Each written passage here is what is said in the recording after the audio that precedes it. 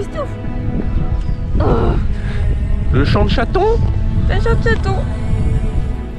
C'est tout doux les chatons.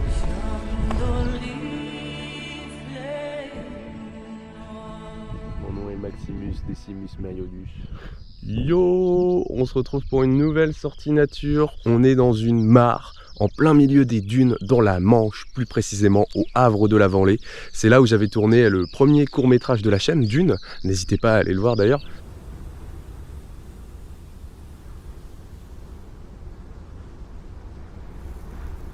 Donc c'est un site que j'affectionne particulièrement et c'est trop bien parce qu'il y a plein d'oiseaux.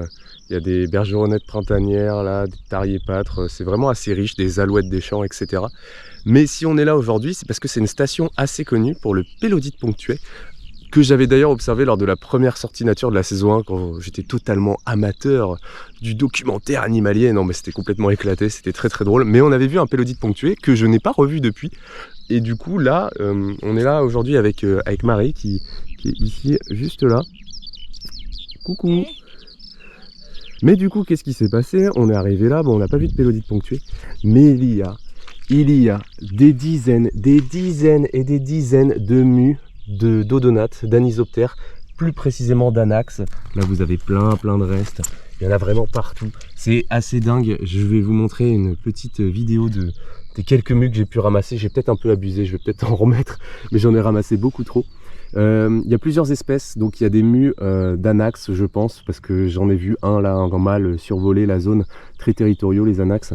Il y a des adultes complètement défoncés, parce qu'il y a encore les ailes là, on les voit, qui sont dans la flotte. Vous avez des larves partout, des exuvis de larves. Et là, ce que vous voyez ici, là, au niveau de la tête, c'est le labium, qu'on appelle également le masque, chez les larves d'odonates.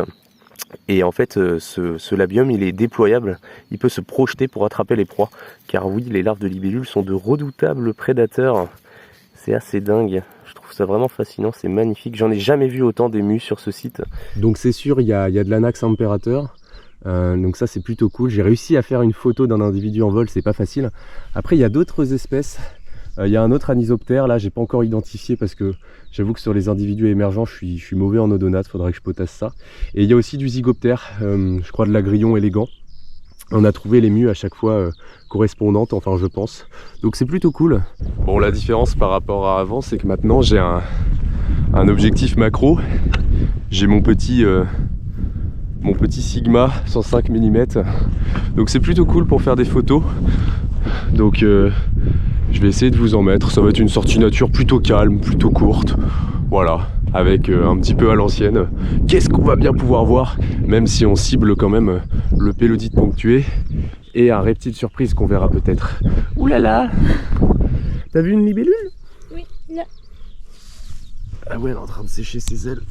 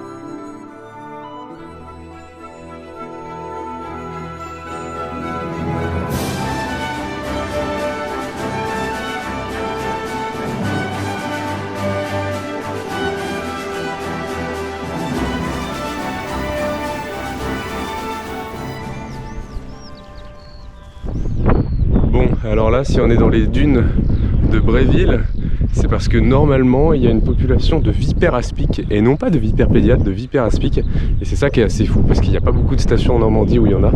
Je crois même que c'est l'une des seules en fait. Et du coup il y a des panneaux, attention vipères, etc. Et nous on cherche la vipère, mais pour l'instant Nous ne l'avons toujours pas trouvé. Donc ça va peut-être partir sur un chou blanc. Mais on a vu 2 beaux lézards verts. 2 beaux lézards verts. Il y a le mâle au-dessus et la femelle en dessous.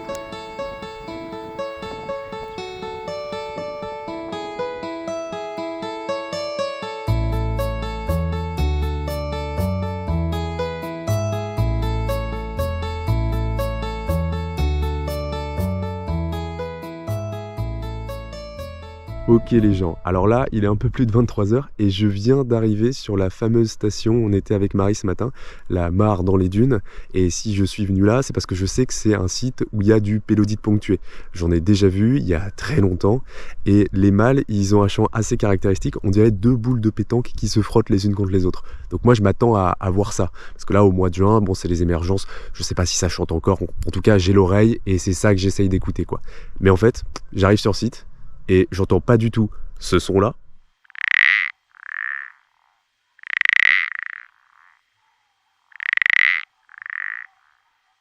Mais j'entends ce son-là.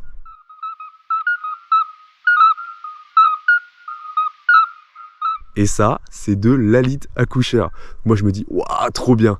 Donc les gars, c'est parti, maintenant on va spotter de l'Alite.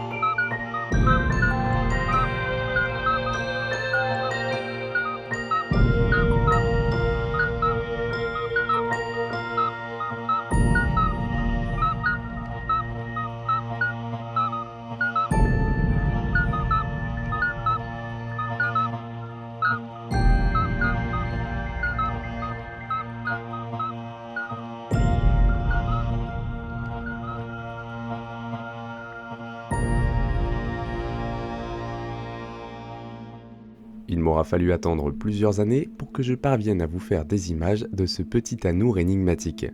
L'Alite accoucheur appartient à la famille des Alitidés. Étonnant ça. Il est placé dans la même famille que le Discogloss pin que nous avions déjà rencontré dans une grotte à Bagnols-sur-Mer. Vous l'avez entendu, il a un beau chant flûté, très particulier pour un anour. Il mesure moins de 5 cm et on peut s'aider de ses pupilles verticales pour le reconnaître. L'Alite est un excellent fouisseur, ce qui lui permet de se constituer un petit terrier pour y passer la journée. La grande particularité de l'espèce, c'est que les mâles portent des chapelets d'œufs enroulés autour de leur patte arrière. C'est monsieur qui s'occupe de l'avenir de sa progéniture. Il passe tout son temps dans un terrier humide afin que ses œufs ne se dessèchent pas. Et si jamais cela arrive, il se rend tous les soirs au point d'eau pour les faire tremper. L'amplexus des alites est assez particulier. Et je me garde le droit d'attendre de capter moi-même des images in situ pour vous proposer un 3e épisode dédié aux amphibiens. Bon bah c'est moi, trop cool, on a réussi à spotter un petit alite. J'ai un peu galéré dans les dunes là, c'était assez dense, mais trop content. C'est la première fois que j'en vois un comme ça depuis longtemps. J'ai fait quelques photos macro et des rushs pour potentiellement la vidéo des amphibiens partie 3. Donc je suis refait et maintenant on va enfin aller vers la mare parce qu'en fait on était en train de tourner autour depuis tout à l'heure. Ils m'ont fait un peu tourner en bourrique, les champs d'alites, c'est ultra dur à localiser. T'as l'impression que c'est loin, puis que c'est près, tu dis ah non il est juste à côté. Et en fait j'en ai vu un mais complètement, j'y croyais pas en fait. Quand je me suis mis à les chercher, je me suis dit je vais pas les trouver et bah banger. Donc trop cool, maintenant on va aller à la mare. En m'approchant de la mare, j'ai eu la chance de croiser plusieurs alites en train de terminer leur métamorphose.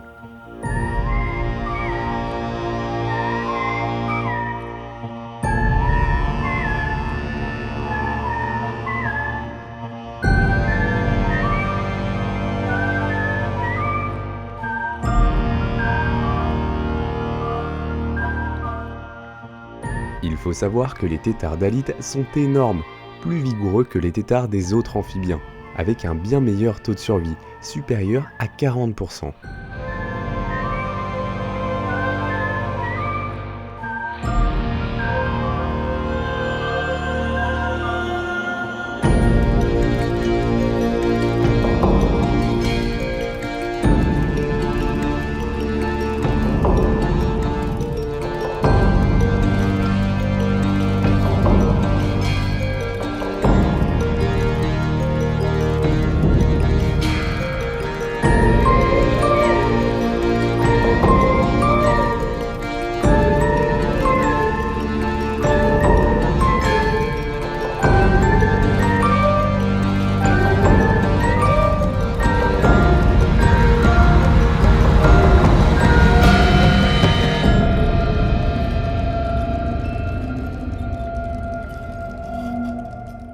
Bon bah voilà, enfin ce que j'étais venu voir à la base, ma retrouvaille avec le pélodite ponctué.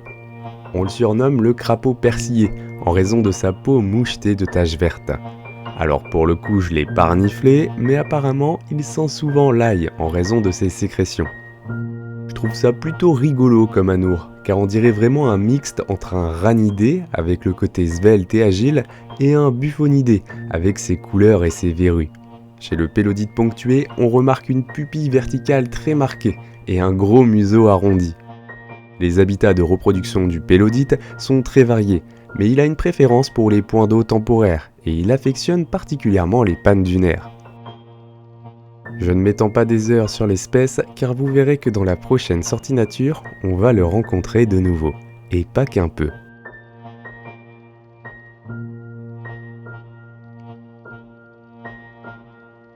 Bon bah écoutez, que dire? Des belles observations toute la soirée, franchement c'était trop cool. Je me tiens, wow, truc qui m'a foncé dessus là, je me tiens, ah un cousin, c'est un cousin. Je me tiens exactement au même endroit où j'étais avec Marie ce matin, là on a trouvé toutes les exuvies de libellules.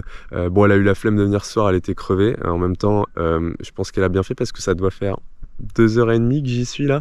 Je pense qu'il est 1h30 passée du mat. Je suis un peu crevé. Je vois rien là, j'en ai plein la gueule avec la lumière.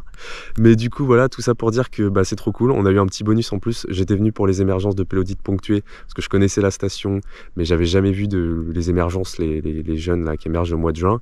Et finalement on a eu aussi de la lite accoucheur. Je suis arrivé sur le site, bam, j'ai entendu de la lite à gauche, à droite, hop. Et puis en plus là on a eu les émergences en direct, des anax qu'on avait vu, les exuvies et que j'avais réussi à photographier là à l'adulte en plein vol le matin. Donc trop cool. Et puis sinon du coléo aquatique et plein d'autres bestioles.